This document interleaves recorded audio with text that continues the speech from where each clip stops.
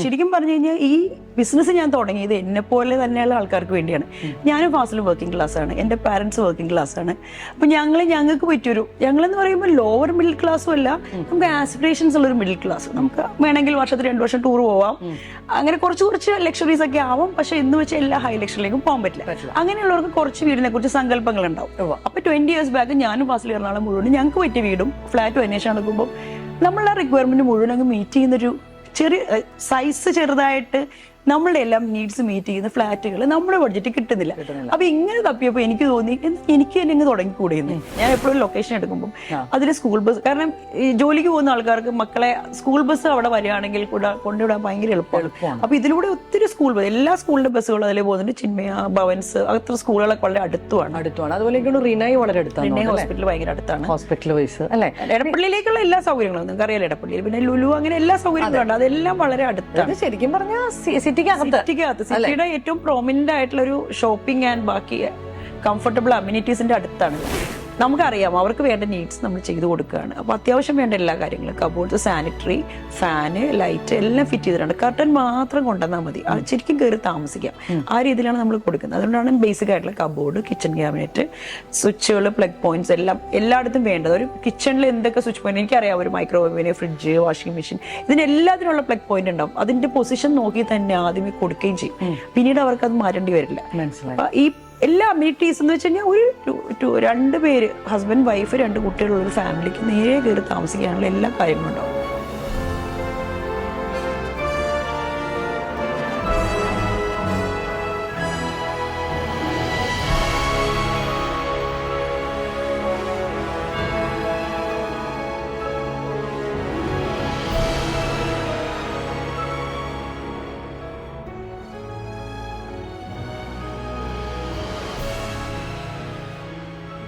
Hi ma'am. Hi എമ്മി. ശരിക്കും പറഞ്ഞാൽ ഇന്ന് എനിക്ക് ഭയങ്കര ഹാപ്പിയാണ്. കാരണം എന്താ വെച്ചാൽ നമ്മളൊരു 200+ വ്ളോഗ്സ് ആയി ചെയ്യണം. അതിൽ ആദ്യമായിട്ടാണ് നമുക്കൊരു ലേഡി ബിൽഡറെ കിട്ടുന്നത്. അപ്പം പല ലേഡീസും നമ്മുടെ വ്ളോഗ്സിൽ വന്നിട്ടുണ്ട്. അത് കൂടുതൽ എനിക്ക് തോന്നുന്നു ഈ ഹസ്ബൻഡിനെ സപ്പോർട്ട് ചെയ്യുന്ന രീതിയിലാണ് അവർ പലരും വന്നിരിക്കുന്നത്. 2 പേരും കൂടെ വരുന്ന ഒരു രീതിയിലാണ്. പക്ഷെ ആദ്യമായിട്ടാണ് നമുക്ക് ഇത്രയും സക്സസ്ഫുൾ ആയിട്ടുള്ള ഒരു ലേഡി ബിൽഡറെ നമുക്ക് കിട്ടുന്നത്. എനിക്ക് തോന്നുന്നു മാം ആണ് കേരളത്തിലെ ആദ്യത്തെ ലേഡി ബിൽഡർ അല്ലേ? ഇപ്പോഴും എനിക്കധികം ലേഡി ബിൽഡേഴ്സിനെ അറിയില്ല. അപ്പോൾ അത് നല്ലൊരു മൊമെന്റ് ആയിട്ട് എനിക്ക് ഫീൽ ചെയ്യുന്നുണ്ട്. അപ്പം അതിലാദ്യം തന്നെ ഒരു പ്രത്യേക നന്ദി, നമുക്ക് വേണ്ടി ഒരു സമയം സ്പെൻഡ് ചെയ്യാൻ വന്നതിന്. നമ്മൾ ഇന്നത്തെ ഒരു വ്ളോഗിൽ നമ്മുടെ ഒറേലിയസ് എന്ന് പറഞ്ഞ മാമംഗലത്തുള്ള പ്രോജക്റ്റിന്റെ വിശേഷങ്ങളാണ് നമ്മൾ പറയാൻ ഉദ്ദേശിക്കുന്നത്. അപ്പം അതിന് മുൻപ് എനിക്ക് തോന്നുന്നു ഇപ്പം മാമിന്റെ ഒരു എന്താ പറയുക ജേണി, ഇത് ഞാൻ പല സ്ഥലത്തും കണ്ടിട്ടുണ്ട്, വായിച്ചിട്ടുണ്ട്. ഞാൻ മാമിനെ ഫോളോ ചെയ്യുന്ന ഒരാളാണ്. അപ്പൊ അതൊന്ന് പറഞ്ഞിട്ട് എങ്ങനെയാണ് ഈ ഒരു ബിൽഡേഴ്സ് ഇൻഡസ്ട്രിയിലേക്ക് വന്നത്, അല്ലെങ്കിൽ എന്താണ് നമ്മുടെ ഈ ഒരു 20 വർഷത്തെ ജേണി, 66 പ്രോജക്റ്റിൽ എത്തി നിൽക്കുകയാണ്, അതൊന്ന് ജസ്റ്റ് ഒന്ന് എക്സ്പ്ലെയിൻ ചെയ്തിട്ട് നമുക്ക് നമ്മുടെ ഈ ഒരു പ്രോജക്റ്റിന്റെ ഡീറ്റെയിൽസിലേക്ക് പോവാം. അപ്പൊ അതൊന്ന് മാം ഒന്ന് പറയാമോ? Thank you Nimmi. Dream floor ഇപ്പൊ തുടങ്ങിയിട്ട് ഇപ്പം 20 years ആവുന്നു. 2004 ഞാൻ തുടങ്ങിയത്. ഡ്രീം ഫ്ലോർ തുടങ്ങുന്നതിന് മുമ്പ് എന്റെ പാഷൻ എങ്ങനെയാണ് ബിൽഡിംഗ് ഇൻഡസ്ട്രിയിൽ വന്നതെന്ന് പറയാം. അത് പറയുമ്പോൾ ഞാൻ ഒരു പ്രീ ഡിഗ്രി കാലത്തേക്ക് പോകും. പ്രീ ഡിഗ്രി കഴിഞ്ഞ ഉടനെ തന്നെ എന്താ കോഴ്സ് പോകേണ്ടതെന്ന് വെച്ചപ്പോൾ ഞാൻ പോയി സിവിൽ എഞ്ചിനീയറിംഗ് ചേർന്നു. പക്ഷേ ഒരു 2nd year ആയപ്പോൾ എൻ്റെ പാരൻസിനെ എല്ലാവരും കൂടി ഡിസൈഡ് ചെയ്ത് ഈ ലേഡീസിനെ പറ്റിയ ഫീൽഡ് അല്ല, സിവിൽ എഞ്ചിനീയറിംഗ് കൊള്ളത്തില്ല, പെണ്ണുങ്ങൾക്ക് വെയിലത്ത് പോയി നിൽക്കാൻ പറ്റില്ല എന്നൊക്കെ പറഞ്ഞിട്ട് ഞാൻ ആ ഫീൽഡ് വിട്ടു. പിന്നെ ഞാൻ BBA ചെയ്തു, MBA ചെയ്തു, HR ചെയ്തു. HR വർക്ക് ചെയ്തുകൊണ്ടിരിക്കുമ്പോഴാണ് കല്യാണം കഴിഞ്ഞതും എനിക്കൊരു ചൈൽഡ് പ്രഗ്നൻസി റിലേറ്റഡ് ആയിട്ടുള്ള ബ്രേക്ക് വന്നത്. ആ സമയത്ത് പിന്നെ ഞാൻ 2 വർഷം വീട്ടിലിരുന്നപ്പോൾ ഞാൻ ഇനി വർക്ക് ചെയ്യാൻ പോകുന്നില്ല. കാരണം കുറച്ച് ഇന്റർവ്യൂനൊക്കെ പോയി. അപ്പൊ ആ ബ്രേക്ക് വരുമല്ലോ, HR ഫീൽഡ് ബ്രേക്ക് വരുമ്പോൾ നമുക്ക് പഴയ സാലറിയിലേക്ക് ജോലി കിട്ടാത്തൊരവസ്ഥ വെച്ചാൽ എന്റെ പഴയ സാലറി കിട്ടിയില്ല. അപ്പൊ ഞാൻ ഓർത്തു എനിക്കൊരു ബിസിനസ് തുടങ്ങാം. അപ്പം എന്റെ ഉള്ളിലെ പാഷൻ എന്നും കൺസ്ട്രക്ഷനാണ്. അത് എനിക്കറിയാമായിരുന്നു, പക്ഷെ ആൾക്കാരും അത് അങ്ങനെ ഡിസ്കറേജ് ചെയ്തുകൊണ്ടിരുന്നത്. കാരണം ഒരു ലേഡി റിയൽ എസ്റ്റേറ്റ് ഇൻഡസ്ട്രിയിൽ ഇറങ്ങുമ്പോൾ അത് ആണുങ്ങളുടെ മേഖലയായിട്ടാണ് അന്നും കണ്ടുകൊണ്ടിരുന്നത്. അപ്പൊ ഞങ്ങൾ സ്വന്തം വീട് പണിയായിരുന്നു ആ സമയത്ത്. ഈ 2 വർഷം ബ്രേക്ക് കിട്ടിയപ്പോൾ ഞങ്ങൾ താമസിക്കാനുള്ള വീട് പണിതു. ഫാസിൽ വർക്കിംഗ് ആയിരുന്നു. അപ്പൊ ആ ഇടയ്ക്ക് ഞങ്ങൾ കുറച്ച് വീടുകൾ അന്വേഷിച്ച് നടന്നു. ശരിക്കും പറഞ്ഞു കഴിഞ്ഞാൽ ഈ ബിസിനസ് ഞാൻ തുടങ്ങിയത് എന്നെ പോലെ തന്നെയുള്ള ആൾക്കാർക്ക് വേണ്ടിയാണ്. ഞാനും ഫാസ്റ്റിൽ വർക്കിംഗ് ക്ലാസ് ആണ്, എൻ്റെ പാരൻസ് വർക്കിംഗ് ക്ലാസ് ആണ്. അപ്പൊ ഞങ്ങൾക്ക് പറ്റിയൊരു, ഞങ്ങളെന്ന് പറയുമ്പോൾ ലോവർ മിഡിൽ ക്ലാസ്സും അല്ല, നമുക്ക് ആസ്പിറേഷൻസ് ഉള്ള ഒരു മിഡിൽ ക്ലാസ്. നമുക്ക് വേണമെങ്കിൽ വർഷത്തിൽ 2 വർഷം ടൂർ പോവാം, അങ്ങനെ കുറച്ച് ലക്ഷറീസ് ഒക്കെ ആവാം. പക്ഷെ എന്ന് വെച്ചാൽ എല്ലാ ഹൈ ലക്ഷറിലേക്കും പോകാൻ പറ്റില്ല. അങ്ങനെയുള്ളവർക്ക് കുറച്ച് വീടിനെ കുറിച്ച് സങ്കല്പങ്ങൾ ഉണ്ടാവും. അപ്പൊ 20 years ബാക്ക് ഞാനും ഫാസ്റ്റിൽ എറണാകുളം മുഴുവൻ ഞങ്ങൾക്ക് പറ്റിയ വീടും ഫ്ലാറ്റും അന്വേഷണം നടക്കുമ്പോൾ നമ്മളുടെ റിക്വയർമെന്റ് മുഴുവൻ അങ്ങ് മീറ്റ് ചെയ്യുന്നൊരു ചെറിയ സൈസ് ചെറുതായിട്ട് നമ്മളുടെ എല്ലാം നീഡ്സ് മീറ്റ് ചെയ്യുന്ന ഫ്ലാറ്റുകൾ നമ്മുടെ ബഡ്ജറ്റ് കിട്ടുന്നില്ല. അപ്പൊ ഇങ്ങനെ തപ്പിയപ്പോ എനിക്ക് തോന്നി എനിക്ക് തന്നെ ഇങ്ങ് തുടങ്ങിക്കൂടെയെന്ന്. അപ്പൊ വെറുതെ വീട്ടിലിരിക്കുന്നു, വൺ ഡേ കൺസ്ട്രക്ഷൻ ഇഷ്ടമാണ്. അങ്ങനെ ഞാൻ തുടങ്ങിയതാണ്. ഒരു 5 സെന്റ് സ്ഥലം അമൃതയുടെ അടുത്ത് വാങ്ങിച്ചിട്ട് ഒരു 6 ഫ്ലാറ്റ്. അപ്പൊ അത് 600 സ്ക്വയർ ഫീറ്റേ ഉള്ളൂ, 2 bedroom. പക്ഷെ അതിനകത്ത് ആ ഒരു സ്പേസ് യൂട്ടിലൈസേഷൻ മാക്സിമം നോക്കുന്നതുകൊണ്ട് നമുക്ക് എല്ലാം നമുക്ക് ആവശ്യമുള്ള, ഇപ്പൊ നമുക്ക് ഫ്രിഡ്ജ്, TV, നമ്മുടെ അടുക്കളയിൽ ആവശ്യമുള്ള സാധനങ്ങൾ. ഒരു പെണ്ണാവുമ്പോൾ വീട്ടമ്മയ്ക്ക് അറിയാം എന്തൊക്കെ വേണം. ചെറിയ സ്പേസിലാണെങ്കിൽ നമുക്ക് ഒരു L ഷേപ്പ് കിച്ചൺ ഇതുണ്ടെങ്കിലും കൗണ്ടർ ഉണ്ടെങ്കിലും എന്തൊക്കെ എക്യുപ്മെന്റ്സ് അതിനകത്ത് വെക്കണം. നമുക്കൊരു മൈക്രോവേവ് വേണം, ചിലപ്പോൾ ഡിഷ് വാഷർ വേണമായിരിക്കും. ഇതെല്ലാം ചെറിയ സ്പേസിൽ നമുക്ക് കൊള്ളിക്കാൻ പറ്റും അത് ഉപയോഗിക്കുന്ന ഒരാൾക്ക്. അപ്പൊ അങ്ങനെ ഞാൻ അത് ഡിസൈൻ ചെയ്തപ്പോൾ അതൊരു ഹിറ്റായി. അപ്പൊ ഫസ്റ്റ് പ്രോജക്റ്റ് തുടങ്ങുമ്പോൾ സത്യം പറഞ്ഞ വീട്ടുകാർക്ക് ആർക്കും ഇഷ്ടമില്ല. ഞാൻ MBA കഴിഞ്ഞാണ്, HR ജോലി ഉണ്ടായിരുന്നു. ഫാസിൽ പോലും ആ സമയത്ത് എനിക്ക് കുറച്ച് ഇന്റർവ്യൂസ് ലൈനപ്പ് ചെയ്ത് തരും കോൺടാക്ട്സ് വെച്ചിട്ട്. പക്ഷേ കാരണം ഇത് ഒരു ഒട്ടും സക്സസ് ആവുമെന്ന് വിചാരിക്കാൻ പറ്റാത്തൊരു ഫീൽഡാണ്, എനിക്കൊട്ടും അറിയില്ല. അങ്ങനെ വരുമ്പോ എല്ലാവരും എന്നെ അപ്പൊ ഫാസ്റ്റിലും വിചാരിച്ചു ഫസ്റ്റ് പ്രോജക്റ്റ് കഴിയുമ്പോൾ നിർത്തുമായിരിക്കും. അപ്പൊ ഫസ്റ്റ് പ്രോജക്റ്റ് ആകുമ്പോൾ കമ്പനിക്ക് പേര് പോലും തുടങ്ങിയിട്ടില്ല, 6 യൂണിറ്റ് അങ്ങ് തുടങ്ങി. അതിനിടയിൽ ഒരു കസ്റ്റമർ വന്നു. അമൃതയില് പഠിക്കാൻ വേണ്ടി വന്നൊരു കുട്ടിയുടെ ഫാദറാണ്, അടുത്ത് തന്നെ. അവര് വന്നപ്പോ കുട്ടിക്ക് മെറിറ്റ് സീറ്റ് കിട്ടി. അപ്പൊ അവരൊരു കാശ് വെച്ചോണ്ട് അപ്പൊ അവര് ഈ ഫ്ലാറ്റിന്റെ ഞങ്ങൾ ചെറിയ ബാനർ വെച്ചിട്ടുണ്ടായിരുന്നു, അത് കണ്ടിട്ട് ഒരെണ്ണം വാങ്ങിച്ചിട്ടാന്ന് പറഞ്ഞു. അത് അലഹബാദ് എന്നുള്ളൊരു കസ്റ്റമറാണ്, മലയാളികളൊന്നുമല്ല. അലഹബാദിലെ കസ്റ്റമർ ഫോൺ നമ്പറിൽ വിളിച്ചിട്ട് എന്റെ കോൺട്രാക്ടർ വിളിച്ചിട്ട് വീട്ടിൽ വന്നു, ഓഫീസൊന്നും ഇല്ല. അന്നാണ് ഞാൻ മനസ്സിലാക്കിയത് ഒരു അഡ്വക്കേറ്റ് വേണം, എഗ്രിമെന്റ് വേണം. അങ്ങനെ ഒരു അഡ്വക്കേറ്റിനെ കണ്ടുപിടിച്ച് അവിടെ ചെന്നപ്പോ അഡ്വക്കേറ്റ് ചോദിച്ചു കമ്പനിയുടെ പേരെന്താന്ന് ചോദിച്ചു. പേരിടണമല്ലേ. അപ്പൊ എന്റെ സ്വന്തം വീട്, ഞാനൊരു വീട് പണിതു എന്ന് പറഞ്ഞു, അതിന്റെ പേര് ഡ്രീം ഫ്ലോർ എന്നായിരുന്നു. അതിന് ഞാൻ എന്റെ സ്വപ്നം എന്ന് പറഞ്ഞിട്ട് വീട് പേരാണത്, ഡ്രീം ഫ്ലോർ തന്നെ ആയിക്കോട്ടെ. അങ്ങനെ ആകസ്മികമായിട്ട് അതൊരു ഞാനൊരു ബിൽഡർ ആവുമായിരുന്നു. പിന്നെ ആ ഒരു പ്രോജക്റ്റ് സക്സസ്ഫുൾ ആയി തന്നപ്പോൾ അതെനിക്ക് ലാഭമായിരുന്നു. അപ്പൊ തന്നെ ആ തൊട്ടടുത്ത ലാൻഡ് അഡ്വാൻസ് കൊടുത്തു. അങ്ങനെ അത് ജേർണി സ്റ്റാർട്ട് ചെയ്തതാണ്. അങ്ങനെ ഇപ്പൊ ശരിക്കും പറഞ്ഞ 2024 വരുമ്പോ 20 വർഷമാവുന്നു. 20 വർഷമായി 66 പ്രോജക്റ്റ്, 61 ഹാൻഡ് ഓവർ ചെയ്ത് കഴിഞ്ഞു. എല്ലാ പ്രോജക്റ്റും ഓൺ ടൈം ഡെലിവറിയാണ്. നമ്മൾ ശരിക്കും പറഞ്ഞ ഒരു എങ്ങനെ ഒരു കാറ്റഗറിനെയാണ് മാം നമ്മൾ കൂടുതൽ നോക്കുന്നത്? ഞാൻ പറയുമ്പോൾ എന്റെ ഫ്ലാറ്റ് ഒരു അർബൻ അഫോർഡബിൾ ലക്ഷറി എന്ന് ഞാൻ പറയുള്ളൂ. അതായത് എല്ലാം സിറ്റിക്കുള്ളിൽ തന്നെയാണ്, സിറ്റി ലിമിറ്റ്സിനുള്ളിൽ. ഞാൻ പറഞ്ഞ 2 പേരും വർക്കിംഗ് ആയിരിക്കും, അവരുടെ പിള്ളേർ പഠിക്കുന്നതായിരിക്കും. അപ്പൊ അവർക്ക് കുറെ അതായത് ആ വീട്ടിലെ 3 പേർക്കും 3 കാറ്റഗറി ആൾക്കാർ, അതായത് ഹസ്ബൻഡും വൈഫും കുട്ടികൾക്കും എപ്പോഴും കമ്മ്യൂട്ടിങ് ഒരു പ്രോബ്ലം ആയിരിക്കും. അപ്പൊ അവർക്ക് ഏറ്റവും അടുത്ത് സ്കൂള്, ഓഫീസിൽ നിന്ന് അധികം ദൂരം ഇല്ലാതെ യാത്ര ചെയ്യാൻ പറ്റുന്ന സൗകര്യങ്ങൾ, ഇതെല്ലാം നോക്കിയാണ് നമ്മൾ എടുക്കുന്നത്. അപ്പൊ എന്റെ കാറ്റഗറി ഓഫ് കസ്റ്റമേഴ്സ് എപ്പോഴും തന്നെ 2 പേരും വർക്കിംഗ്, അത്യാവശ്യം നല്ല സാലറി ആയിട്ട് 2 പേരും വർക്കിംഗ്, കുട്ടികൾ ആ ഒരു യങ് ജനറേഷൻ ആയിരിക്കും. അവർക്കും പാരന്റ്സ് ഉണ്ടെങ്കിൽ അവർ കൂടെ നിൽക്കുന്നവർക്ക് ചിലപ്പോൾ അവർ പള്ളി അതൊക്കെ നോക്കും. അപ്പൊ അങ്ങനെയൊക്കെ നോക്കുന്ന ആൾക്കാരാണ് ഞങ്ങളുടെ കസ്റ്റമേഴ്സ്. കൂടുതലും നമ്മൾ ആ ഒരു സിറ്റി ലിമിറ്റ്സിനുള്ള. അപ്പം അപ്പൊ കിട്ടുന്ന പോക്കറ്റ്സ് ഓഫ് ലാൻഡ് എപ്പോഴും ചെറുതായിരിക്കും, ഒരു 16 സെന്റ്സോ 20 സെന്റ്സോ ആയിരിക്കും. അപ്പം അത് ചിലപ്പോൾ 25 യൂണിറ്റ് 15 യൂണിറ്റ് ഒക്കെ ഉണ്ടാവുള്ളൂ. പക്ഷെ അതും ഞാനൊരു എന്റെ ഒരു ക്വാളിറ്റി ആയിട്ടാണ് കാണുന്നത്. കാരണം ഒരു 16 യൂണിറ്റുള്ള ഫ്ലാറ്റിൽ ആളുകൾ തമ്മിൽ കോഹിഷൻ കൂടുതലായിരിക്കും, അവരൊരു കമ്മ്യൂണിറ്റി പോലെ ആയിരിക്കും. കാരണം 100-150 പേര് താമസിക്കുമ്പോൾ അവർക്ക് പരസ്പരം അറിയില്ലായിരിക്കും, കൂടുതൽ ആൾക്കാരും വാടകക്കാരായിരിക്കും, ആർക്കും തമ്മിലൊരു ബന്ധമുണ്ടല്ലോ. ഈ 16 യൂണിറ്റുള്ളവർ അവർ ഭയങ്കര ഫാമിലി ആയിരിക്കും, ഒരു ഭയങ്കര ക്ലോസ്ഡ് ഫാമിലി ആയിട്ട്. അവർ ഒരു ഫ്ലാറ്റ് ലൈഫ് ആയിരിക്കില്ല, അവർക്ക് എല്ലാവരും അറിയായിരിക്കും, അവരെല്ലാ കാര്യങ്ങളും ഒരുമിച്ച്. ഇപ്പം അങ്ങോട്ടും ഇങ്ങോട്ടും, ഇപ്പം മറ്റേ നെയ്ബറിന്റെ വീട്ടിലെ ആൾ വന്നില്ലെങ്കിൽ ഇപ്പുറത്ത് വന്ന് കുട്ടിയിരിക്കും, അത്രയും ക്ലോസ് ആയിട്ടാണ്. അതൊരു ഞങ്ങൾ നല്ലൊരു കമ്മ്യൂണിറ്റിയാണ് അവിടെ ഉണ്ടാക്കിയെടുക്കുന്നത് അല്ലേ. അപ്പൊ ഈ ശരിക്കും പറഞ്ഞ ഈ ഒരു 20 വർഷത്തെ ഈ ഒരു ജേർണി നമ്മൾ നോക്കുമ്പോൾ എങ്ങനെയാണ് മാമിന് ഫീൽ ചെയ്യുന്നത് ഈ ഒരു ഇൻഡസ്ട്രീനെ കുറിച്ച്? അല്ലെങ്കിൽ അന്നുണ്ടായിരുന്ന ആ ഒരു ഇൻഡസ്ട്രി ആണോ ഇപ്പൊ ഉള്ളത്? എങ്ങനെയാ മാം അതിനെ നോക്കി കാണുന്നത്? ഞാൻ 20 years ബാക്ക് എടുക്കുമ്പോൾ ഞാൻ ആ വീട് പണിയണം, ഇങ്ങനത്തെ വീട് വേണം, ഇത്ര സ്പെക്കുള്ളൊരു വീട് വേണം, ചെറിയ യൂണിറ്റ് വേണം, പക്ഷേ അഫോർഡബിൾ ആയിരിക്കണം, എന്നാൽ നമ്മുടെ സൗകര്യങ്ങൾ ഉണ്ടാവും, ഇത്രയൊക്കെ ആലോചിച്ചുള്ളൂ. അല്ലാതെ ഇത് ശരിക്കും പിന്നീട് വരുമ്പോഴാണ് ഇത് എത്ര വലിയ വൈഡായിട്ടുള്ളൊരു ഏരിയ ആണ്. ഇതിനകത്ത് ഒരു സൈഡിൽ പോലും ഞാൻ എത്തിയിട്ടില്ല. കാരണം ഞാനിപ്പോഴും ആ ബിൽഡർ കമ്മ്യൂണിറ്റിയിൽ ശരിക്കും പറഞ്ഞാൽ മിങ്കിൾ ചെയ്തിട്ടില്ല. ഞാനിപ്പോൾ ഒരു വീട് പണിയുന്ന ഒരു ആള്, എന്റെ കമ്പനിയിൽ ഏറ്റവും കൂടുതൽ ഹാർഡ് വർക്കിംഗ് ആയിട്ടുള്ള എംപ്ലോയി ഞാൻ ഇന്നും വർക്ക് ചെയ്യുന്നു. ഞാൻ തന്നെയാണ് എന്റെ കമ്പനിയുടെ ആർക്കിടെക്ട് ഉണ്ടെങ്കിൽ പോലും അതിന്റെ മെയിൻ കോൺസെപ്റ്റ് ഡിസൈനർ ഇപ്പം ഞാൻ തന്നെയാണ്. ഒരു സൈറ്റ് കിട്ടുമ്പോൾ അതിനകത്ത് എന്ത് ചെയ്യണം, അത് ഏത് ഫ്ലാറ്റ്. പിന്നെ ഞാൻ ഒരുപാട് ട്രാവൽ ചെയ്യും. ഞങ്ങളിപ്പം ഓൾമോസ്റ്റ് ഒരു 20 കൺട്രീസ് ട്രാവൽ ചെയ്ത് കഴിഞ്ഞു. അപ്പൊ എല്ലാ സ്ഥലത്ത് പോകുമ്പോഴും ഞാനിങ്ങനെ ഫോട്ടോ എടുത്തുകൊണ്ട് വരും. പുതിയ പുതിയ കാര്യങ്ങൾ കാണുമ്പോൾ അത് പുതിയ ടെക്നോളജി നമ്മൾ ഇന്ന് കാണുന്നതല്ലേ, എപ്പോഴും ടെക്നോളജി മാറിക്കൊണ്ടിരിക്കും. നമുക്ക് ലക്കിലി ഇപ്പൊ എല്ലാ ടെക്നോളജി ഇവിടെ കിട്ടുന്നുണ്ട്, നമ്മൾ അന്വേഷിച്ചാൽ കിട്ടും. ചൈനയിൽ നിന്ന് ഒരുപാട് ഇമ്പോർട്ട് ചെയ്ത സാധനങ്ങൾ വരുന്നതുകൊണ്ട് എല്ലാം പുതിയ പുതിയ സാധനങ്ങൾ വരുന്നുണ്ട്. ജപ്പാൻ എല്ലായിടത്തും വരുന്നുണ്ട് നമുക്ക് സാധനം, നമ്മളൊന്ന് അന്വേഷിച്ചാൽ മാത്രം മതി. അപ്പോൾ പുറത്തു പോയി കാണുമ്പോൾ ഞാൻ അതിന്റെ ഫോട്ടോ ഒക്കെ എടുത്ത് വീഡിയോ ഒക്കെ എടുത്തുകൊണ്ട് നമ്മുടെ ആർക്കിടെക്ടിനോടൊക്കെ പറയും നമുക്ക് അടുത്തതിൽ ഇങ്ങനെ ചെയ്യണം. അപ്പോൾ ഒരുപാട് അപ്ഗ്രേഡ്സ് നമുക്ക് സ്കോപ്പ് ഉള്ളതാണ്. നമുക്കപ്പം ബോറിംഗ് അല്ല നമ്മുടെ ലൈഫ്. നമ്മൾ ഒരു ഫ്ലാറ്റ് കഴിഞ്ഞ് അടുത്ത ഫ്ലാറ്റിലേക്ക് പോകുമ്പോൾ നമുക്ക് എന്തെങ്കിലുമൊക്കെ പുതിയ ചെയ്യാനുണ്ട്. എപ്പോഴും നമുക്കൊരു എന്റർടൈൻമെന്റ് ഉണ്ട് ഈ ഒരു ബിസിനസ്സിൽ അല്ലേ. ഒരുപാട് ചെയ്യുന്നുണ്ട്. 20 വർഷം മുമ്പുള്ള ഫ്ലാറ്റ് അല്ല ഇന്നുള്ളത്. പിന്നെ ടെക്നോളജി മാറിയല്ലോ, നമുക്ക് മൊബൈൽ, വാട്സാപ്പ്, വീഡിയോ കോൾ എല്ലാം വന്നു കഴിഞ്ഞപ്പോൾ പണ്ട് നമ്മൾ നേരിട്ട് പോയി കാണേണ്ട കാര്യങ്ങൾ ഇപ്പൊ നമുക്കൊരു വീഡിയോ കോളിലൂടെ നടക്കുമല്ലോ. പിന്നീടല്ലേ മാം, ഇപ്പൊ നമ്മൾ ആ ഒരു ജേർണി പറഞ്ഞു. അത് ശരിക്കും പറഞ്ഞ് എനിക്കറിയാം, ഞാനും ഒരു ലേഡി ഓൺടർപ്രണർ ആയതുകൊണ്ട് നമ്മളൊക്കെ എന്തോരം കഷ്ടപ്പെട്ടിട്ടാണ് ഈ ഒരു ലെവലിലേക്ക് വരുന്നതെന്നുള്ളത് നമുക്കറിയാം. കാരണം നമ്മൾ ഇരിക്കുന്ന ഈ ഒരു ഇൻഡസ്ട്രി ഓഫ് കോഴ്സ് ഒരു ഡെഫിനറ്റ്ലി ഒരു മെയിൽ ഡോമിനേറ്റഡ് ഇൻഡസ്ട്രി തന്നെയാണ്. അപ്പോൾ അതിൽ സക്സസ്ഫുൾ ആവാന്ന് പറയുന്നത് ഭയങ്കര ഒരു ബുദ്ധിമുട്ടുള്ള ഒരു കാര്യം തന്നെയാണ്. അപ്പം നമ്മൾ ആ ഒരു ജേർണി കേട്ടു. ഇനിയിപ്പോൾ നമുക്ക് നമ്മുടെ ഈ ഒറേലിയസ് എന്ന് പറഞ്ഞിട്ടുള്ള പ്രോജക്റ്റിന്റെ ഒരു വിശേഷങ്ങളിലേക്ക് പോവാം.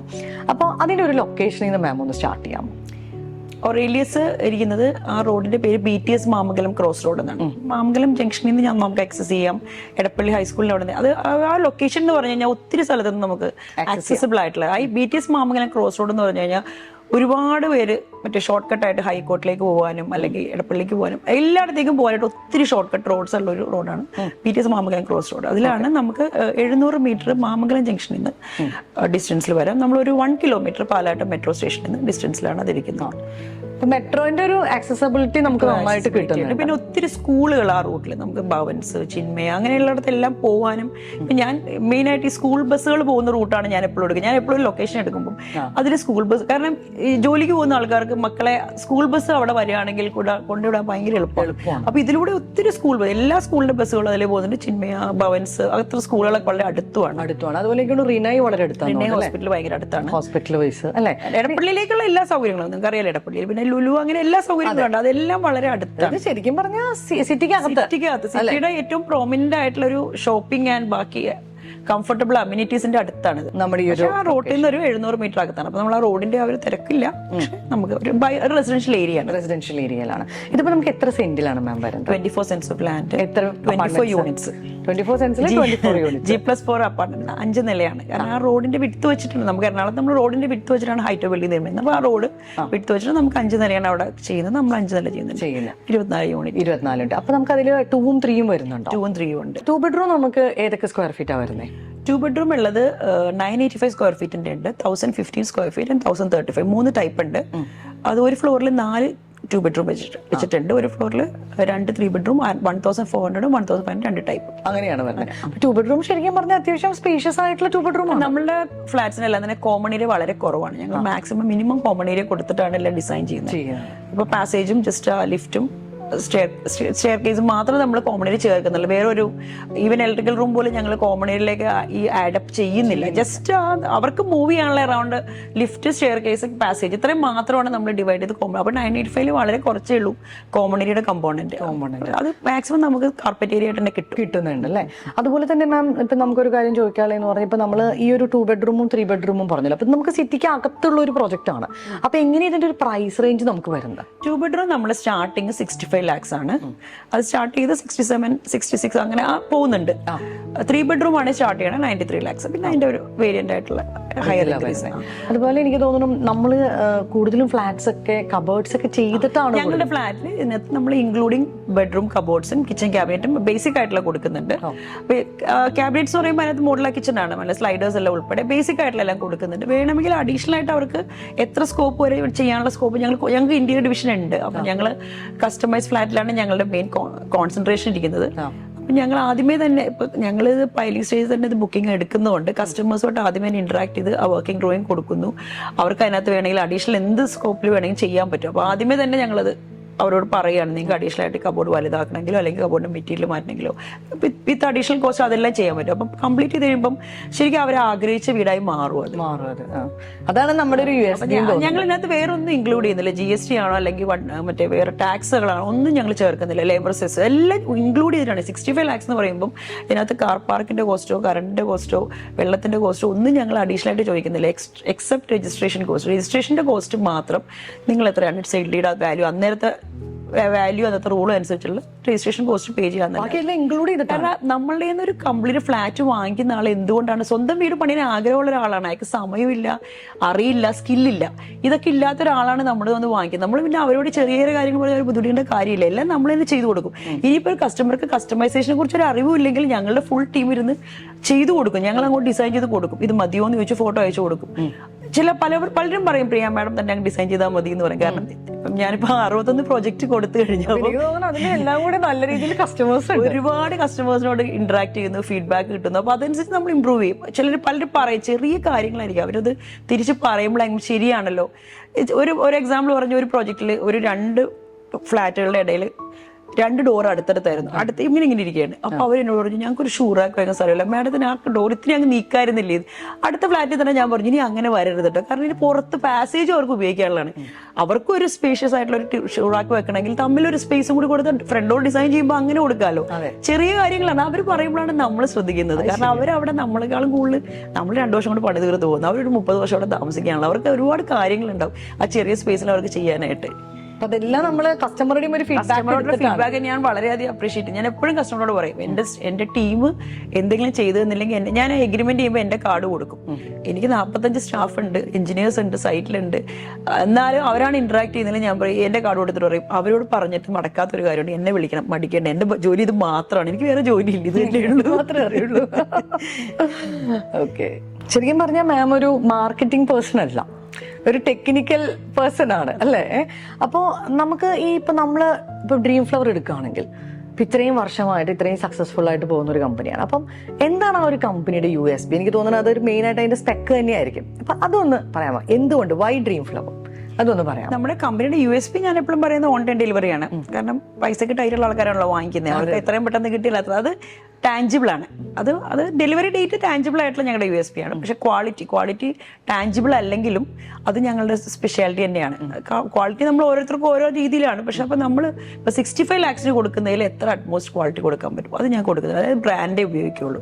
ഇപ്പം നമ്മുടെ സാനിറ്ററി ആണെങ്കിൽ സെറയാണ്, അപ്പൊ അതിനൊക്കെ ഗ്യാരണ്ടി ഉണ്ട്. അല്ലെങ്കിൽ ഫിനാലോക്സ് മറ്റേ വയേഴ്സ്, അങ്ങനെ എല്ലാ സാധനങ്ങളും നമ്മൾ ഉപയോഗിക്കുന്ന കാര്യങ്ങൾ ബ്രാൻഡഡ് കമ്പനിയായിട്ട് ഉപയോഗിക്കുള്ളൂ. അതിനെല്ലാം വാറണ്ടി ഗ്യാരണ്ടി ഉണ്ടാവും. അപ്പം എന്തെങ്കിലും കംപ്ലൈന്റ് വന്നാൽ അവരുടെ കസ്റ്റമർ സർവീസ് തന്നെ അതിന്റെ കറക്ഷൻ നടന്നു പോയിക്കോളും. നമുക്കത് ബുദ്ധിമുട്ടില്ല. ജോൺസൺ ആണ് ഞാൻ വർഷങ്ങളായിട്ട് ഉപയോഗിക്കുന്നത് ലിഫ്റ്റ്. അപ്പൊ അവരുടെ സർവീസാണ് ഞാൻ മെയിൻ ആയിട്ട് കാണുന്നത്. കാരണം ലിഫ്റ്റിൽ ഒരാൾ സ്റ്റക്ക് ആയാൽ 20 മിനിറ്റ് കൂടുതലൊന്നും അവരുടെ ആളെത്താൻ വൈകില്ല, പെട്ടെന്ന് വന്ന് ചെയ്തു പോരും. അപ്പൊ ഈ 61 പ്രൊജക്ട് കൊടുത്തതിനകത്ത് അവരുടെ ലിഫ്റ്റ് വയ്ക്കുമ്പോൾ എനിക്കറിയാം അവരുടെ സർവീസ് എന്താണെന്ന്. അപ്പൊ അങ്ങനെ കുറെ ബ്രാൻഡുകളാണ് നമ്മൾ ഫോളോ ചെയ്യുന്നത്, ജനറേറ്റർ ആണെങ്കിലും എല്ലാത്തിലും.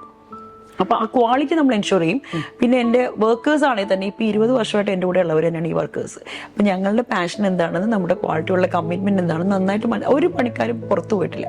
നമ്മൾ ഹിന്ദി വർക്കേഴ്സിനെ വെച്ചാൽ തന്നെ അവരെ സൺട്രി ജോബ്സിനെ വെക്കുള്ളൂ. മെയിൻ വർക്ക് ചെയ്യുന്ന എല്ലാം മലയാളീസിന് ആ വർക്കിനോടുള്ള ഫിനിഷിങ് വേറെ ഔട്ട്സൈഡ് സ്റ്റേറ്റിലുള്ളവർക്ക് ഉണ്ടായിട്ടില്ല. കുറച്ചുപേര് പഠിക്കുമായിരിക്കും. പക്ഷെ ഞാൻ എപ്പോഴും മലയാളി വർക്കേഴ്സിന് ഇത്തിരി ലേബർ ചാർജ് കൂടുതലാണെങ്കിൽ അവരെ തന്നെ വെക്കാനാണ് നോക്കുന്നത്. അവരെല്ലാം നമ്മളുടെ ഡ്രീം ഫ്ലവറിന്റെ ക്വാളിറ്റി അഷുറൻസ് മനസ്സിലാക്കി മുന്നോട്ട് പോകുന്നത്. അപ്പോൾ ക്വാളിറ്റി നമ്മൾ, കാരണം ഇത് വാങ്ങിക്കുന്ന ആൾക്കാർ അങ്ങനെയാണ്, അവർ അവസാനത്തെ ഗോൾഡും പണയും വെച്ച് വാങ്ങിക്കുന്നത്. അതിനകത്തൊരു റിപ്പയർ വർക്ക് വന്നാൽ അവർക്ക് അത് അഫോർഡ് ചെയ്യാൻ പറ്റില്ല എന്ന് നമ്മുടെ കസ്റ്റമർ അറിഞ്ഞുകൊണ്ടാണ് നമ്മളത് ചെയ്യുന്നത്. അപ്പം നമുക്കറിയാം അവർക്ക് വേണ്ട നീഡ്സ് നമ്മൾ ചെയ്ത് കൊടുക്കുകയാണ്. അപ്പോൾ അത്യാവശ്യം വേണ്ട എല്ലാ കാര്യങ്ങളും, കബോർഡ്സ്, സാനിറ്ററി, ഫാന്, ലൈറ്റ് എല്ലാം ഫിറ്റ് ചെയ്തിട്ടുണ്ട്. കർട്ടൻ മാത്രം കൊണ്ടുവന്നാൽ മതി, അത് ശരിക്കും കയറി താമസിക്കാം. ആ രീതിയിലാണ് നമ്മൾ കൊടുക്കുന്നത്. അതുകൊണ്ടാണ് ബേസിക് ആയിട്ടുള്ള കബോർഡ്, കിച്ചൺ ക്യാബിനറ്റ്, സ്വിച്ചുകൾ, പ്ലഗ് പോയിന്റ്സ് എല്ലാം എല്ലായിടത്തും വേണ്ടത്. ഒരു കിച്ചണിൽ എന്തൊക്കെ സ്വിച്ച് പോയിന്റ് എനിക്കറിയാം, ഒരു മൈക്രോവേവിന്, ഫ്രിഡ്ജ്, വാഷിംഗ് മെഷീൻ, ഇതിനെല്ലാത്തിനുള്ള പ്ലഗ് പോയിന്റ് ഉണ്ടാവും. അതിന്റെ പൊസിഷൻ നോക്കി തന്നെ ആദ്യമേ കൊടുക്കുകയും ചെയ്യും. പിന്നീട് അവർക്ക് അത് മാറ്റേണ്ടി വരില്ല. ഈ എല്ലാ അമ്യൂണിറ്റീസ് എന്ന് വെച്ച് കഴിഞ്ഞാൽ രണ്ട് പേര്, ഹസ്ബൻഡ് വൈഫ് 2 കുട്ടികളുള്ള ഒരു ഫാമിലിക്ക് നേരെ കയറി താമസിക്കാനുള്ള എല്ലാ കാര്യങ്ങളും ഉണ്ടാവും. അവർക്ക് എക്സ്ട്രാ അമ്യൂണിറ്റീസ് വേണമെന്നുണ്ടെങ്കിൽ ചെയ്തു പോകുന്ന കൂട്ടത്തിൽ ചെയ്തു പോവുകയും ചെയ്യും. നമുക്ക് ഇനീഷ്യലി വേണമെങ്കിൽ അവർ പറയുകയാണെങ്കിൽ നമുക്ക് ഇത് കൂടാതെ എല്ലാവർക്കും ഒരു കാർ പാർക്ക് ഉണ്ടാവും. അത് നല്ല വലിയ കാറാണ്. കാരണം നമ്മളിപ്പോൾ അവർക്കുള്ളത് ഇപ്പൊ ചെറിയ കാറാണ് അതിട്ട് അങ്ങനെയാണല്ലോ. അവർ ചെറിയ കാറാണെങ്കിലും ഞാൻ പറയും നാളെ നിങ്ങൾക്ക് BMW വാങ്ങിക്കാമല്ലോ. അപ്പൊ ഏകദേശം ആ സൈസിന് ഒരു BMW ഒക്കെ പാർക്ക് ചെയ്യാനുള്ള നീളമുള്ള കാർ പാർക്ക് തന്നെയാണ് ഞാൻ എല്ലാവർക്കും കൊടുക്കുന്നത്. അതും എനിക്കറിയാം, ഞാനൊരു ലേഡിയാണ്, ഞാൻ ഡ്രൈവ് ചെയ്യുന്നത്. അപ്പൊ എനിക്കറിയാം ലേഡീസ് മാനുവർ ചെയ്യുന്ന ഒരു പ്രത്യേക സ്റ്റൈലുണ്ട്. ആ രീതിയിൽ, അതായത് ഒരു ലേഡിയോ അല്ലെങ്കിൽ ഞാൻ ലേഡീസിന് കുറ്റം പറയുന്നതല്ല, പക്ഷെ എനിക്കറിയാം ആണുങ്ങൾ വണ്ടി ഓടിക്കുന്ന പോലെയല്ല പെണ്ണുങ്ങൾ ഓടിക്കുന്നത്. പെണ്ണുങ്ങൾ ഒരു ഈ തൂണൊക്കെ കാണുമ്പോൾ ചെറിയൊരു വിറയിലൊക്കെ പിടിക്കും, അത്ര വീശിയൊന്നും എടുക്കത്തില്ല. അതുപോലെ വയസ്സായ ആൾക്കാർക്ക് അവർക്കും ആ വിഷൻ നോക്കുമ്പോൾ ആ തട്ടുന്നിടത്തൊരു തൂണൊക്കെ ഉണ്ടെങ്കിൽ ബുദ്ധിമുട്ടായിരിക്കും. അപ്പൊ ഞാൻ ആ പാസേജിൽ മാക്സിമം വൈഡാക്കി കൊടുത്ത് എനിക്ക് വണ്ടി ഓടിച്ച് പാർക്ക് ചെയ്യാവുന്ന ഒരു സൗകര്യത്തിനാണ് ഞാൻ എല്ലാ കാർ പാർക്കും ഡിസൈൻ ചെയ്യുന്നത്. അതെനിക്ക് തോന്നുന്നു മാം ഒരു ലേഡി ആയതുകൊണ്ട് കസ്റ്റമേഴ്സിന് കുറേയും കൂടെ കംഫർട്ടബിൾ ആയിരിക്കും അല്ലേ മാമിന്റെ അടുത്ത് വരാനും. കാരണം നമ്മൾ ലേഡീസിനാണ് ഒരു വീട്, അത് ഒരു ഡ്രീം എന്ന് പറയുമ്പോൾ അത് എന്തൊക്കെ വീട്ടിൽ വേണം, എങ്ങനെയൊക്കെ ചെയ്യണം. അപ്പൊ അതൊരു പ്രോജക്റ്റിലേക്ക് ഒരു ലേഡി വരുമ്പോൾ എനിക്ക് തോന്നുന്നു കുറേയും കൂടെ പല ഹസ്ബൻഡ്സും പറയാറുണ്ട് ഞാൻ എന്റെ വൈഫിനെ വിടാം, മാമുമായിട്ട് ഇരുന്നൊന്ന് ഡിസ്കസ് ചെയ്യണം. അപ്പൊ വൈഫിന് എല്ലാം പറയാനുള്ള ഐഡിയ ഉണ്ടാവില്ല, പക്ഷെ അവരെ ആഗ്രഹങ്ങൾ പറയാൻ പറ്റും. അത് ഇന്നടുത്ത് പ്ലേസ് ചെയ്യണമെന്നോ അല്ലെങ്കിൽ സൈസ് ഇതാണെന്നോ അല്ലെങ്കിൽ എന്റെ കട്ടിലിന്റെ സൈസ് ഇതാണ്, എന്റെ ബെഡ് ടേബിൾ ഇവിടെ വേണമെന്നൊന്നും പറയാൻ അറിയില്ലായിരിക്കും. നമ്മൾ അവരോട് പറയും വീട്ടിലുള്ള സാധനങ്ങളെല്ലാം മെഷർമെന്റ് എടുത്തുകൊണ്ടിരാൻ പറയും. ഇപ്പൊ ഉള്ള ഫ്രിഡ്ജിന്റെ സൈസ് അല്ലെങ്കിൽ വാഷിംഗ് മെഷീന്റെ സൈസും ഉണ്ട്, അപ്പൊ ഞങ്ങൾ ഫിറ്റ് ചെയ്ത് തരാം, കറക്റ്റ് അവിടെ വെക്കണം. അല്ലെങ്കിൽ വാങ്ങിക്കാൻ പോകുന്നതിന് മുമ്പ് ഞങ്ങളോട് ചോദിച്ചിട്ട് മെഷർമെന്റ് എടുത്തിട്ട് പോകണം എന്ന് പറയും. ഹാപ്പി ആയിരിക്കും. കൊണ്ടുവന്നിട്ട് പിന്നെ ഒന്ന് പൊട്ടിക്കേണ്ടി വരില്ല. അതുപോലെ നമ്മുടെ ഈ ഒരു പ്രോജക്റ്റിൽ എന്തൊക്കെയാണ് അമ്യൂണിറ്റീസ് ആയിട്ട് നമ്മൾ കൊടുത്തിരിക്കുന്നത്? നമ്മളിപ്പോൾ ഈ പ്രോജക്റ്റിൽ ഇപ്പോൾ ഓറേലിയസിലാണെങ്കിൽ ഇതിനകത്ത് ജിം ഉണ്ട്, അസോസിയേഷൻ, അത് രണ്ടും നമ്മൾ ഗ്രൗണ്ട് ഫ്ലോറിൽ കൊടുത്തിട്ടുണ്ട്. ടെറസിൽ ഒരു സ്വിമ്മിംഗ് പൂൾ കൊടുത്തിട്ടുണ്ട്. പൂളുണ്ട്. പൂൾ എന്ന് പറയുമ്പോൾ ചെറിയ ഫ്ലാറ്റിൽ നമുക്ക് ഒരുപാട് പിള്ളേർക്കൊന്നും കളിച്ചിടക്കാനുള്ള സ്ഥലം ഉണ്ടാവില്ല. അപ്പൊ പൂള് നന്നായിട്ട് യൂസ് ചെയ്യും. കിഡ്സ് ഉള്ള ഫാമിലി എപ്പോഴും കിഡ്സ് പൂളിലായിരിക്കും കൂടുതൽ അവർക്ക് കിട്ടാൻ സമയം. അത് നല്ലതാണ്, ഹെൽത്തി ആണ് അവർക്ക്. അത് പിള്ളേർ ഈ വീഡിയോ ഗെയിം കളിക്കുന്നേക്കാളും നല്ലതാണല്ലോ ചെയ്യുന്നത്, വളരെ നല്ലത്. പൂൾ ഉണ്ടാവും. പിന്നെ ടെറസിൽ നമ്മളൊരു ഗാർഡൻ ഏരിയ പോലെ, കാരണം തറയിൽ അത്രയും സ്ഥലം ഉണ്ടാവില്ല. അപ്പൊ ഒരു കിഡ്സിന് കളിക്കാൻ ഒരു ഊഞ്ഞാല് അങ്ങനെയൊക്കെയുള്ള ചെറിയ 24 സെന്റ് സ്ഥലത്ത് 24 വീടും പിന്നെ ഇത്രയും കാറും കൊടുത്തു കഴിയുമ്പോൾ കിട്ടുന്നത് ടെറസിലാണ് കൂടുതൽ സ്ഥലമുള്ളത്. ടെറസ് ഞങ്ങൾ മാക്സിമം ഒരു പാർട്ടി ഏരിയ ആയിട്ട് തന്നെ സെറ്റ് ചെയ്ത് യൂട്ടിലൈസ് ചെയ്യാറുണ്ട്. അതുപോലെ നമ്മളിനി ഇത് ഒരു മാൻഡേറ്ററി ക്വസ്റ്റ്യൻ ആയതുകൊണ്ട് ഞാൻ ചോദിക്കുന്നതാണ്. എനിക്കറിയാം നിങ്ങൾ എല്ലാ ലീഗലും കാര്യങ്ങളും ചെക്ക് ചെയ്തിട്ട് തന്നെയാണ് എല്ലാം സ്റ്റാർട്ട് ചെയ്യണേന്നുള്ളത്. നമ്മുടെ ഈ പ്രോജക്ട് റെറ അപ്രൂവ്ഡ് ആണ് അല്ലേ? അതുപോലെ നമുക്കിപ്പോൾ ബാങ്ക്സ് ആണെങ്കിൽ ഏതൊക്കെയാണ് നമുക്ക് അപ്രൂവൽസ് ഉള്ളത്? എല്ലാ മേജർ ബാങ്ക്സും ഉണ്ട്. SBI, HDFC, axis bank, federal bank, south Indian bank. ഞങ്ങൾ ആദ്യം തന്നെ എല്ലാത്തിനും ലീഗൽ അപ്രൂവൽ എടുത്തു, കാരണം കസ്റ്റമർ വന്നാൽ പിന്നെ ആ ലീഗൽ അപ്രൂവൽ വേണ്ടി വെയിറ്റ് ചെയ്യേണ്ട ആവശ്യമില്ല. ഇപ്പൊ എന്താണ് മാം ഇതിന്റെ ഒരു കറന്റ് സ്റ്റാറ്റസ് എന്താണ് ഈ പ്രോജക്റ്റ്? ഇപ്പൊ നമ്മൾ ഫൗണ്ടേഷൻ ഫയലിംഗ് കഴിഞ്ഞിട്ടുണ്ട്, അടുത്ത സ്റ്റേജിലേക്ക് കടക്കാണ്. ഇത് 2025 ഡിസംബറിലാണ് ഇതിന്റെ ഹാൻഡ് ഓവർ പ്ലാൻ ചെയ്യുന്നത്. ഇതാണ് അതിന്റെ ഹാൻഡിങ് ഓവർ വരുന്നത് അല്ലേ? പിന്നെ ഉണ്ടല്ലോ മാം, ഇപ്പൊ നമ്മുടെ കസ്റ്റമേഴ്സിന് നമ്മളിപ്പോ ഫ്ലാറ്റ് കൊടുക്കുന്നു. ഇത് കൂടാതെ എനിക്ക് തോന്നുന്നു നമുക്ക് വേറെയും കുറെ ഡിവിഷൻസ് ഓൾറെഡി നമ്മുടെ ഈ ഒരു ഇതിലുണ്ട് അല്ലെ കമ്പനിയിൽ. അപ്പൊ അതെന്തൊക്കെ സർവീസസാണ് നമ്മുടെ കസ്റ്റമേഴ്സ് നമ്മൾ കൊടുക്കുന്നത്? നമ്മളിപ്പോൾ ഫ്ലാറ്റ് പണിത് കൊടുക്കുമ്പോൾ അതിനകത്ത് 24 യൂണിറ്റ് ഉണ്ട്. അവർക്ക് ആർക്കും ഈ ബിൽഡിങ്ങിനെ കുറിച്ച് ടെക്നിക്കലും ഒന്നും അറിയില്ലായിരിക്കും. നാളെ ഇപ്പോൾ അതിനകത്തൊരു പൈപ്പ് ബേസ്റ്റ് ആയാലോ ഒരു ലൈൻ ഫോൾട്ട് ആയാലും മനസ്സിലാവില്ല. അപ്പം അതെല്ലാം ചെയ്യാനായിട്ട് ഞങ്ങൾക്ക് ഒരു ആഫ്റ്റർ സെയിൽ ഡിവിഷൻ ഉണ്ട്. കാരണം നമ്മൾ കൊടുക്കുന്ന ഫ്ലാറ്റിന് നന്നായിട്ട് നമുക്ക് അറിയാം. അവരൊരു പ്ലംബറെയോ ഇലക്ട്രീഷ്യൻ അന്വേഷിച്ച് പോകേണ്ട ആവശ്യമില്ല. ഞങ്ങൾക്കൊരു ആഫ്റ്റർ സെയിൽ ഡിവിഷൻ ഉണ്ട്. ഞങ്ങൾക്കൊരു മെയിൽ അയച്ചാൽ മതി. അപ്പോൾ 1 ഇയറിലേക്കുള്ള എല്ലാ മെയിൻ്റനൻസും നമ്മൾ തന്നെ ചെയ്ത് കൊടുക്കും. കാരണം ഞങ്ങളുടെ മാനുഫാക്ചറിംഗ് ഡിഫക്ട്സ് എല്ലാം നമ്മൾ തന്നെ കറക്റ്റ് ചെയ്ത് കൊടുക്കും. അത് ഫ്രീ ഓഫ് കോസ്റ്റ് ആണ്. അത് കഴിഞ്ഞിട്ട് പിന്നെ അവരുടെ പിയർ ആൻഡ് ടയർ കൊണ്ട് വരും ആൾക്കാർ യൂസ് ചെയ്ത് വരുമ്പോൾ. അപ്പോൾ അതിന് നമ്മൾ എപ്പോൾ വിളിച്ചാലും ചെയ്തു കൊടുക്കുന്ന ഒരു ആഫ്റ്റർ സെയിൽ ഡിവിഷൻ ഉണ്ട്. ഇതുകൂടാതെ നമ്മുടെ ഫ്ലാറ്റ് വാങ്ങിക്കുന്ന NRIs, ഇവിടെ നാട്ടിലില്ലാത്തവർക്ക് അത് ഫ്ലാറ്റ് റെന്റിന് കൊടുക്കണം, അല്ലെങ്കിൽ അത് അവർ നാട്ടിൽ വരുന്ന സമയത്ത് ഒന്ന് ഹൗസ് കീപ്പ് ചെയ്തിടണം. ഈ അപ്പോൾ റെന്റൽ സർവീസ് ഞങ്ങൾ ചെയ്യുന്നുണ്ട്. പിന്നെ അതിൽ ആർക്കെങ്കിലും അത് റീസെയിൽ ചെയ്യണം, വാങ്ങിച്ചു കഴിയുമ്പോൾ ഒരു നല്ല വില കിട്ടുമ്പോൾ അപ്പോൾ റീസെയിലും ആ സർവീസ് നമ്മൾ കൊടുക്കും. ഈ ഹൗസ് കീപ്പിംഗും മെയിനായിട്ട് ചെയ്യുന്നത് വെച്ചാൽ അവർക്ക് വരുമ്പോൾ നമ്മൾ മന്ത്ലി അവർക്കൊന്ന് ആ വീട് ക്ലീൻ ചെയ്തിട്ടേക്കും. പിന്നെ അവർ വരുന്നത് തൊട്ട് വിളിച്ചു പറഞ്ഞാൽ അപ്പൊ അവർക്ക് ആ വരുമ്പോൾ വർഷത്തിലൊരിക്കുമ്പോൾ ആ ഹാസിൽസ് ഒന്നും നോക്കണ്ട, വന്ന് നേരെ കിടക്കാൻ പറ്റും. എന്തിനാണ് ഞങ്ങളിവിടെ വീട് വാങ്ങിച്ചിരുന്നത്, ഞങ്ങൾ വരുമ്പോൾ ക്ലീൻ ചെയ്യേണ്ടതെന്നൊരു തോന്നലിൽ വാങ്ങിക്കാതിരിക്കണ്ട, ഞങ്ങൾ തന്നെ റെഡിയാക്കി ഇട്ടേക്ക്, നിങ്ങൾ വന്ന് കിടന്നാൽ മതി. അത്രയും സർവീസസ് നമ്മൾ ആക്ച്വലി കൊടുക്കുന്നതാണ് അല്ലേ?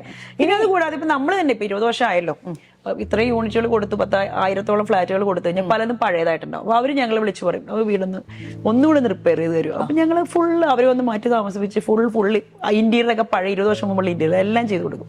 അതും ഇപ്പൊ ചെയ്യുന്നുണ്ട്. ഇത്രയും സർവീസസ് നമ്മൾ ഡ്രീം ഫ്ലവർ കൊടുക്കുന്നുണ്ട് അല്ലേ? ഇനി 2024 ഇപ്പം മാം പറഞ്ഞ പോലെ 20 വർഷമായി, 66 പ്രോജക്ട്സ് ആയി. അപ്പൊ എന്താണ് നമ്മുടെ ഇനി ഒരു ഫ്യൂച്ചർ പ്ലാൻ എന്താണ്? 20 വർഷമായിട്ട് ഇപ്പം ഇത് തന്നെ അഫോർഡബിൾ ലക്ഷറി ഫ്ലാറ്റ്സ് തന്നെ കൊടുത്തുകൊണ്ടിരിക്കുകയാണ്. അപ്പൊ ആ ഒരു സെഗ്മെന്റിൽ നമ്മൾ ഇപ്പൊ നല്ല ക്വാളിറ്റി ബിൽഡർ എന്നുള്ള പേര് കിട്ടി. ഇനിയിപ്പോ ഞാൻ ആലോചിക്കുന്നത് വില്ലയിലേക്കൊന്ന് കടന്നാലോ. വില്ല പ്രോജക്റ്റ് ഒരുപാട് ഡിമാൻഡ് ഉണ്ട്. അപ്പൊ ഞാൻ ഇതുവരെ എന്റെ ഫോക്കസ് സിറ്റിക്കകത്ത് ഈ ഫ്ലാറ്റുകൾ കൊടുക്കുക എന്നുള്ളതായിരുന്നു. ഇപ്പൊ വിചാരിക്കുന്നു കുറച്ചുകൂടെ ഒരു ലാൻഡ് ഏരിയ നോക്കിയിട്ട് കുറച്ച് വില്ല പ്രിഫർ ചെയ്യുന്ന കസ്റ്റമേഴ്സിന്റെയും കൂടി നീഡ്സ് കേറ്റർ ചെയ്താലോ എന്ന് ആലോചിക്കണം. അങ്ങനെ ലാൻഡ് നോക്കുന്നുണ്ട്. ഒത്തിരി ലാൻഡുകളൊക്കെ വന്നിട്ടുണ്ട്. പക്ഷെ സിറ്റിക്ക് ഉള്ളിലായിരിക്കില്ല. സിറ്റിക്കുള്ളിൽ നമുക്ക് ലാൻഡ് അഫോർഡബിൾ ആയിരിക്കില്ല, വില്ല പറ്റില്ല. അപ്പൊ സിറ്റിയുടെ ഒരു ഔട്ട്സ്കേർട്സിലേക്ക് പോയിട്ട് എന്നാലും വലിയ അധികം ദൂരം പോവാതെ, അതായത് ചിലപ്പോൾ ഡെയിലി കമ്മ്യൂട്ട് ചെയ്യുന്ന ക്രൗഡ് ആയിരിക്കില്ല അവർക്കാണെങ്കിലും. കാരണം നമ്മളുടെ ക്വാളിറ്റി കണ്ട് നമ്മുടെ ഫ്ലാറ്റിന്റെ ഭംഗി കണ്ടിട്ട് നിങ്ങൾക്ക് വില്ല ചെയ്തിട്ടുണ്ടെന്ന് ചോദിക്കുന്ന ആൾക്കാരുണ്ട്. അപ്പൊ അതും ഒന്ന് ആലോചിക്കുന്നുണ്ട്. ഈ വർഷം നമുക്ക് പ്ലാൻ ചെയ്യുന്നുണ്ട്. അതാണ് നമുക്ക് ഒരു പുതിയ സെഗ്മെന്റിലേക്ക് കിടക്കാവുന്ന സ്റ്റാർട്ട് ചെയ്യാം അല്ലേ. അപ്പോൾ എന്തായാലും മാമിന്റെ എല്ലാ ഡ്രീംസും നല്ല രീതിയിൽ നടക്കട്ടെ. കാരണം വളരെ കഷ്ടപ്പെട്ടിട്ടാണ് എനിക്കറിയാം മാം ഈ ഒരു ലെവലിൽ എത്തിയത് അല്ലേ. അപ്പൊ ഇനിയും മാമിന്റെ ഡ്രീംസ് ഒക്കെ നല്ല രീതിയിൽ നടക്കട്ടെ. കാരണം നല്ല നല്ല പ്രോജക്ട്സ് വന്നാലാണ് നമുക്ക് ഇങ്ങനെ ഇരുന്ന് വന്ന് വ്ളോഗൊക്കെ ചെയ്ത് ഇതൊക്കെ മാർക്കറ്റ് ചെയ്ത് അല്ലേ. ഇതേ പോലെ തന്നെ ഒരു ലേഡി വ്ളോഗറോട് സംസാരിക്കുമ്പോൾ കുറച്ചുകൂടെ ഒരു അടുപ്പം തോന്നും. കാരണം നമ്മളുടെയൊക്കെ സ്ട്രഗിൾ ഈക്വൽ ആണ്, അതുപോലെയൊക്കെ തന്നെയാണ്. കാരണം ഇത് ഈ ലേഡിക്ക് ഇതൊക്കെ ചെയ്യാൻ പറ്റുമോ, നമ്മുടെ സൈറ്റിലേക്ക് ചെല്ലുമ്പോൾ ഈ പെണ്ണ് പറയുന്നതൊക്കെ വിശ്വസിക്കാമോ, നമുക്ക് അതിനുള്ള ടെക്നിക്കൽ ക്വാളിറ്റി ഉണ്ടോ എന്ന്. അതുപോലെ എനിക്ക് നിമി സംസാരിക്കുമ്പോൾ ഞങ്ങൾക്ക് ഇവിടെ ഉള്ളപ്പോൾ നിങ്ങൾ എന്തിനാണ് നിൽക്കുന്നത്, അപ്പൊ എനിക്ക് മനസ്സിലാവും, നമുക്ക് അതുകൊണ്ട് സന്തോഷമാണ് നിമ്മിയായിട്ട് തന്നെ ഒരു വ്ളോഗ് ചെയ്യാൻ പറ്റും. കാരണം നമ്മളിത് ഫസ്റ്റ് വന്നപ്പോ തന്നെ ഞാൻ പറഞ്ഞു അതുകൊണ്ട്. കാരണം എനിക്ക് ഭയങ്കര ഒരു സന്തോഷമാണ്. കാരണം നമ്മൾ എപ്പോഴും ചെയ്യുന്നതെന്ന് പറയുന്നത് ഇതൊരു മെയിൽ ഡോമിനേറ്റഡ്, നമ്മളിത് കേൾക്കുന്നതാണ് വരുന്ന കാലം. ഞാനിപ്പോ 15 വർഷം റിയൽ എസ്റ്റേറ്റിൽ ഫീൽഡിൽ ഇറങ്ങുമ്പോൾ എപ്പോഴും നമ്മൾ ഡബിൾ ഹാർഡ് വർക്ക് ചെയ്യണം. നമ്മൾ കൂടുതൽ പഠിക്കണം, ലേൺ ചെയ്ത് വരാവുന്ന ക്വസ്റ്റ്യൻസ് ആൻസർ ചെയ്യാൻ പഠിച്ചിട്ടേ പോകുള്ളൂ.